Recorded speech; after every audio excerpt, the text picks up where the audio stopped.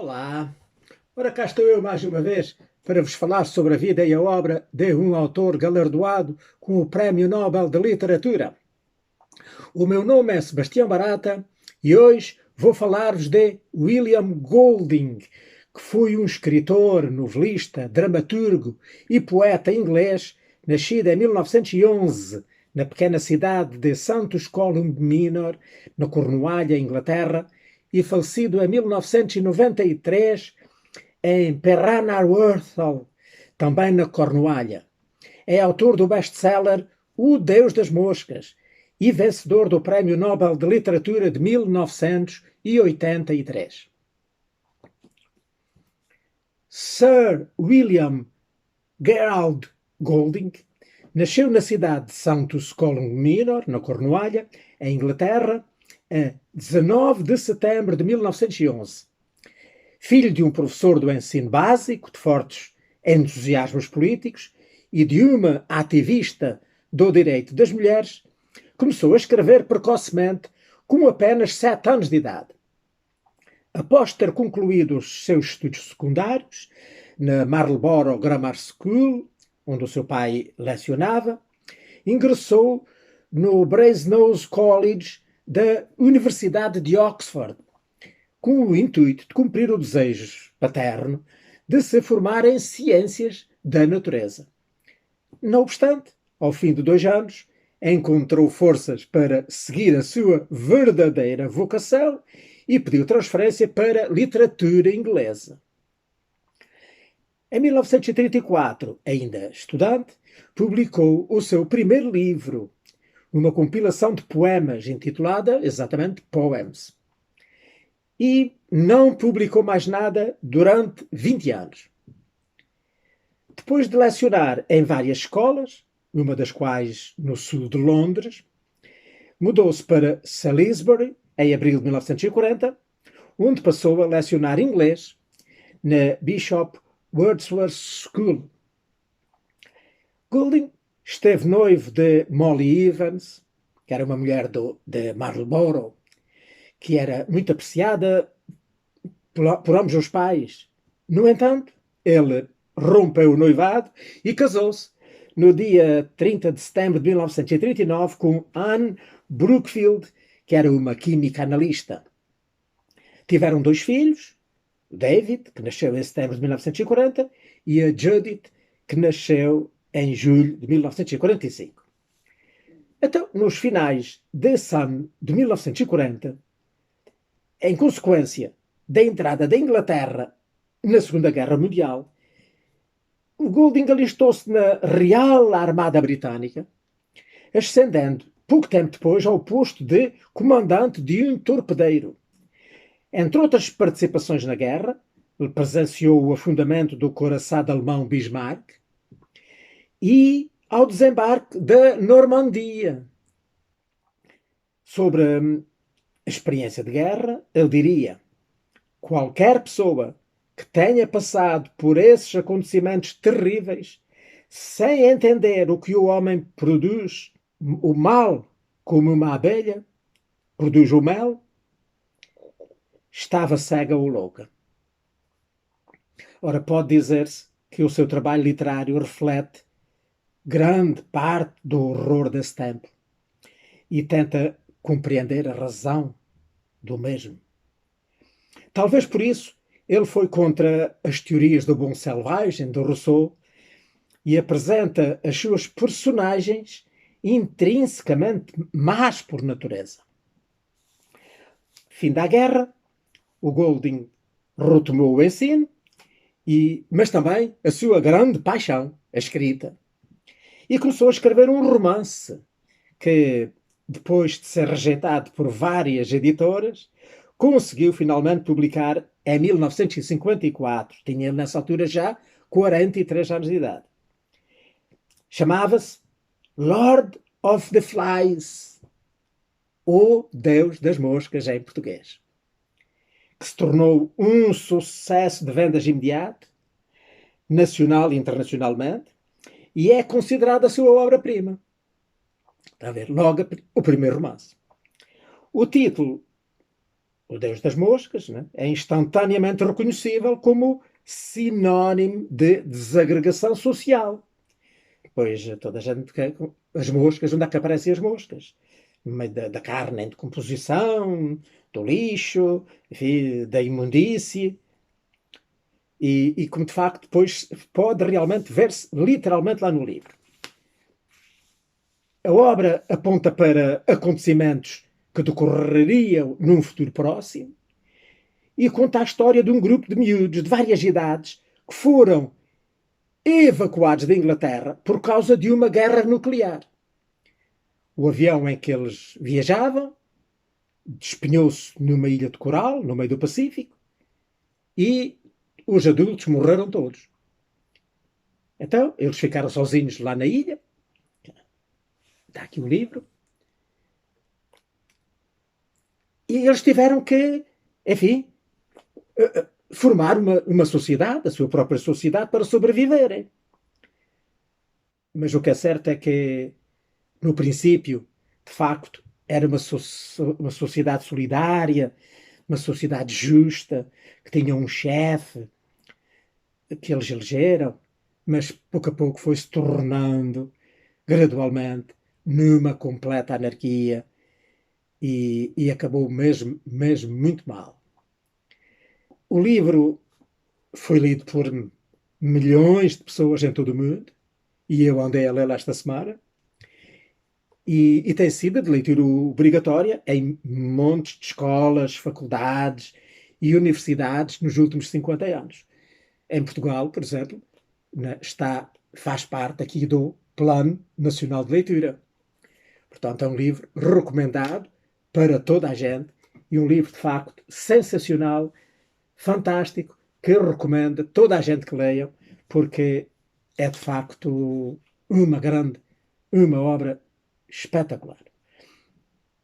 Então, além do impacto que este livro, né, que o Lord of the Flies, teve no mundo literário, ele percorre a cultura popular, gerando uma variedade de paródias, de homenagens e de reimaginações, e inspirou várias formas de cultura, mesmo as mais improváveis. Para além de ter sido adaptado ao cinema pelo Peter Brooks, em 1963, há episódios e referências a ele na música popular, em programas de TV, como por exemplo o The Walking Dead e o Lost, e até aparece nos desenhos animados. Então, o Deus das Moscas também é frequentemente citado em notícias e em relatórios políticos.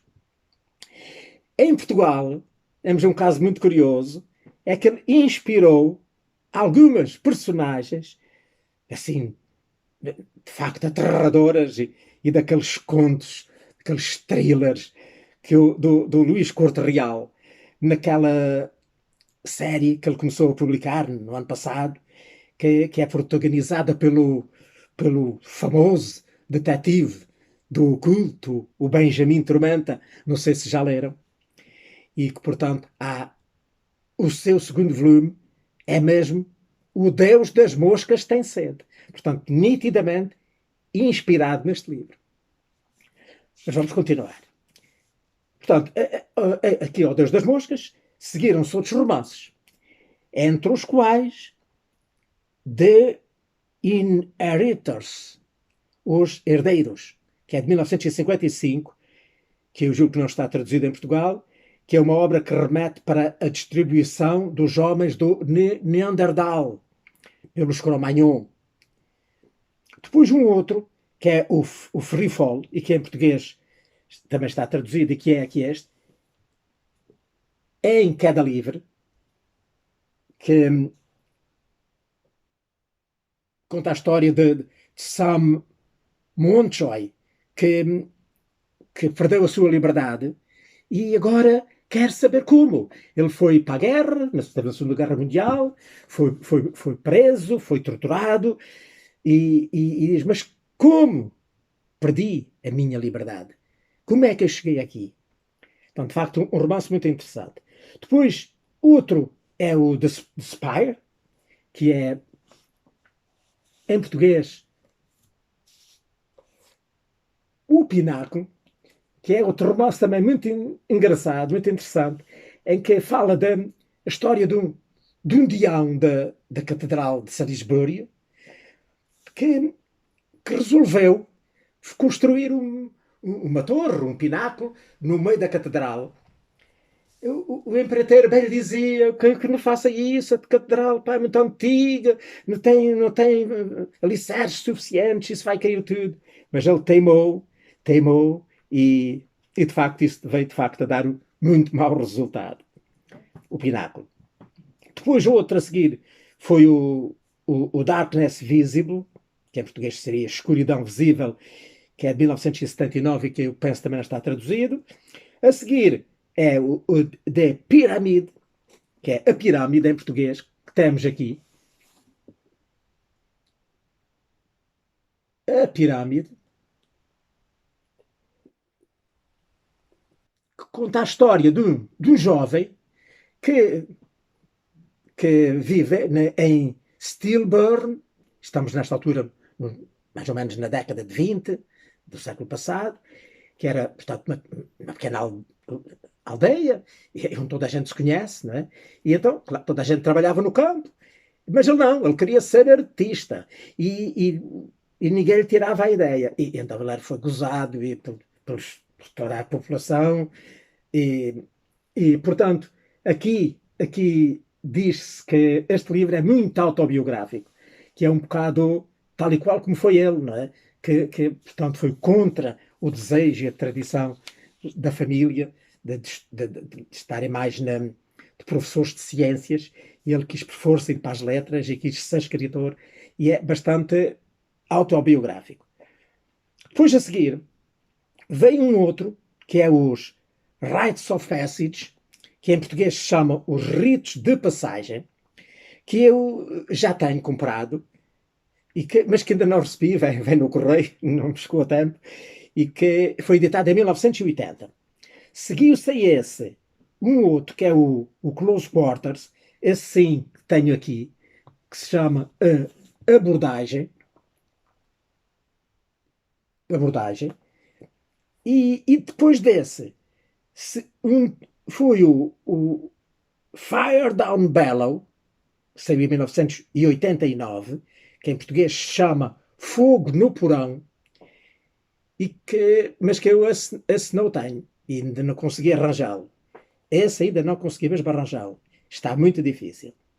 Ora, estes três livros, não só este que tenho aqui, como o anterior, né, Os Ritos de Passagem, e depois o outro, o Fogo no Porão, todos têm assim uma capa igual, só muda o desenho e o título, de resto são capas igualinhas, todos três, formam uma trilogia, que é designada por To the End of the Earth, que é até aos confins da Terra, mas que é mais conhecida por a trilogia do mar. E esta trilogia foi adaptada depois a uma minissérie da BBC, também com o mesmo nome, a trilogia do mar, e que foi protagonizada pelo Benedict Cumberbatch.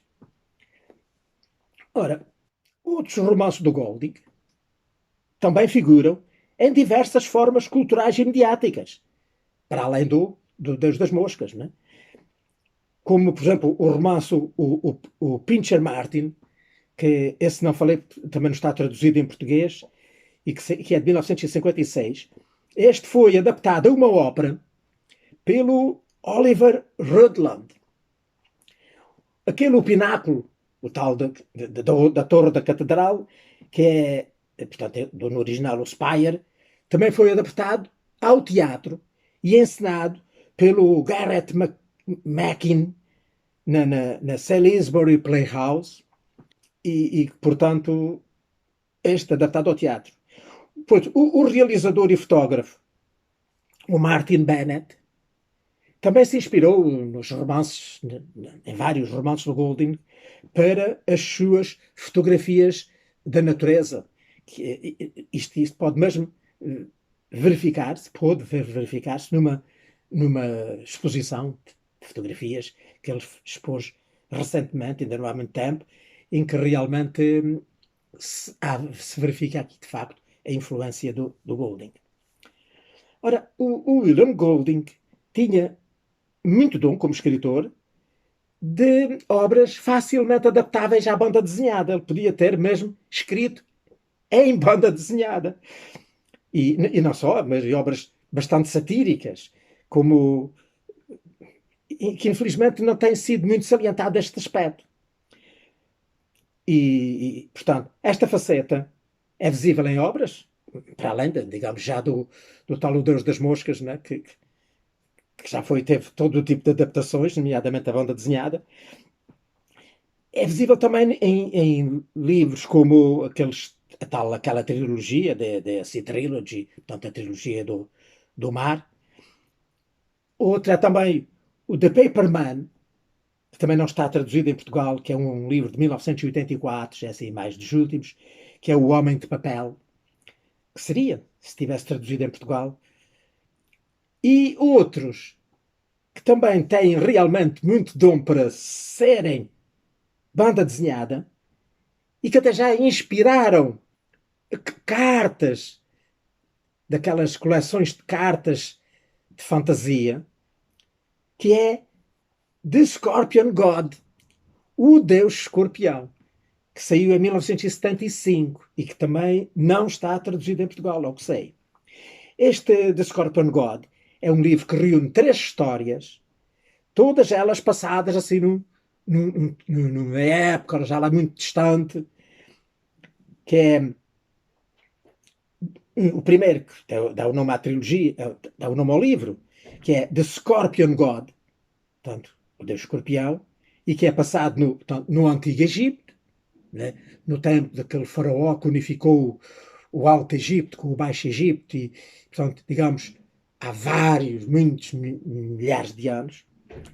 Depois o segundo, que se chama Clonk Clonk, que é passado na África pré-histórica, e o terceiro, que aliás esse já tinha sido publicado anteriormente, uma quantidade de anos antes, mas que depois está aqui outra vez reproduzido neste livro, que é Envoy Extraordinary, portanto, em português, o enviado extraordinário, que este então é passado na Roma Antiga. Estas histórias, neste conjunto de histórias, o autor mostra-se como um gentil satirista com consciência da fragilidade humana, mas com uma afeição divertida para com os indivíduos que têm a coragem para manifestar essa sua fragilidade. Então, o Golding tinha uma relação muito problemática com o álcool, que o atormentou ao longo de toda a vida. E numa sequência de uma grave crise que ele teve, a seguir ao livro do Pináculo, do Spire, em que foi publicada uma crítica muito destrutiva. Ele então teve uma crise muito grande que enfim, alcoolizou-se de tal maneira que isso afetou a sua produção, a tal ponto que o romance seguinte, que foi o Darkness Visible, a escuridão visível, que também não está traduzido em Portugal, só seria publicado 12 anos depois. Portanto, esteve 12 anos sem escrever nenhum romance. Que é, de facto, muito tempo para um autor tão prolífico como ele era, que nos 13 anos anteriores tinha escrito 6 romances. Bem, mas felizmente ele, enfim, recuperou da crise, tratou-se, recuperou e valeu bem a pena, porque a seguir a este romance ainda publicou mais, juntamente com ele, 6 romances. Portanto, tinha já publicado 6 e agora publicou outros 6. Portanto, valeu a pena, de facto, recuperar-se.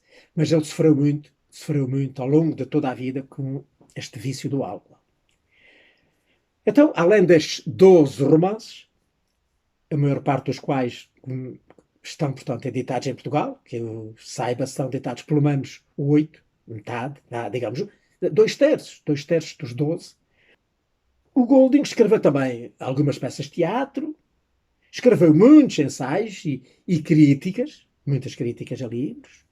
Ele fez vários contos, escreveu alguns poemas, nomeadamente que editou naquele seu primeiro livro da juventude, e escreveu também um livro de viagens sobre o Egito, que é intitulado An Egyptian Journal, que em português seria um diário egípcio, e que saiu no ano de 1985.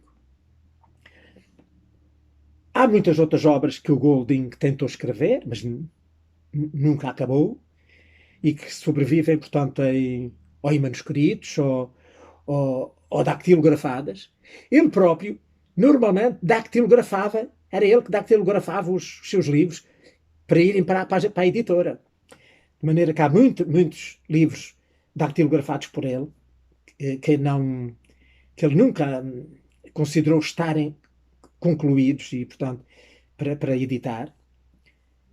Há também uma grande quantidade de volumes de diários que ele começou a escrever no ano de 1971, portanto, na sequência daquela grande crise alcoólica que ele teve. Então, ele começou a escrevia todos os dias diários, todos os dias escrevia um bocado, que foi escrevendo diários. No princípio, ele transcrevia para os seus diários os sonhos que tinha durante a noite. Começou a escrevê-los para, digamos, ali deixar os sonhos que tinha tido de noite. Mas depois, mais tarde, começou a usá-los para outros fins. Portanto, começou lá a pôr, enfim, pensamentos, os seus pensamentos mais íntimos, enfim, e todo o tipo de ideias. Ele lá está nesses seus diários, que eu julgo que não estão publicados, pelo menos em Portugal. Não sei se está na Inglaterra, foram publicados, mas penso que não, que até hoje não estão publicados. Ora, como vimos, os romances de Golding são fábulas sobre o mal e sondam o abismo entre, digamos, a ciência, portanto, a razão, e o mundo da verdade espiritual. Este dilema do homem.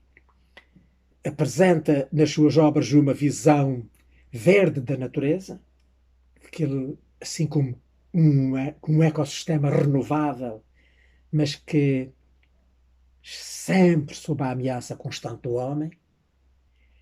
E a sua escrita continua a angariar novos leitores em todos os países do mundo, e hoje está traduzida em mais de 35 línguas. O William Golding foi agraciado com o prestigiado Prémio Nobel de Literatura, por isso nós estamos a falar dele, que ele venceu no ano de 1983 pelos seus romances que, com a perspicácia da arte narrativa realista e a diversidade e universalidade do mito, iluminam a condição humana no mundo de hoje. Foi assim que o Nobel justificou. Ele foi investido cavaleiro pela Rainha Isabel II no ano de 1988, portanto é Sir William Golding. E foi vencedor também de inúmeros outros prémios, entre os quais o James Tate Black Memorial Prize, no ano de 1979, e também do cobiçado Booker Prize, em 1980, pelo seu romance, os Rites of Passage, que foi, portanto, o primeiro da trilogia que eu referi. Ele foi membro da Royal Society of Literature e, no ano de 2008, foi eleito pela revista Times em número 3 naquela lista dos 100 maiores escritores britânicos desde 1945 até 2008. William Golding viveu os últimos anos da sua vida lá no condado de Wiltshire, assim, no sudoeste da Inglaterra, dedicando-se aos seus hobbies favoritos, que era a música, a vela, a arqueologia e o grego clássico, ele estudava os autores gregos, adorava os autores gregos da antiguidade. Ele depois então morreu no dia 19 de julho de 1993, lá onde vivia, na aldeia de Perranarwarsal, lá na Cornualha, devido a uma insuficiência cardíaca. Ora pronto, olha, é o que eu tinha para vos dizer sobre o William Golding. Portanto, hoje penso que me despachei mais depressa, julgo eu. Espero que tenham gostado. E para a semana, se Deus quiser e tiver vida e saúde, cá estarei de novo para vos falar sobre a vida e a obra de outro autor galardoado com o Prémio Nobel de Literatura. Ora, passem muito bem!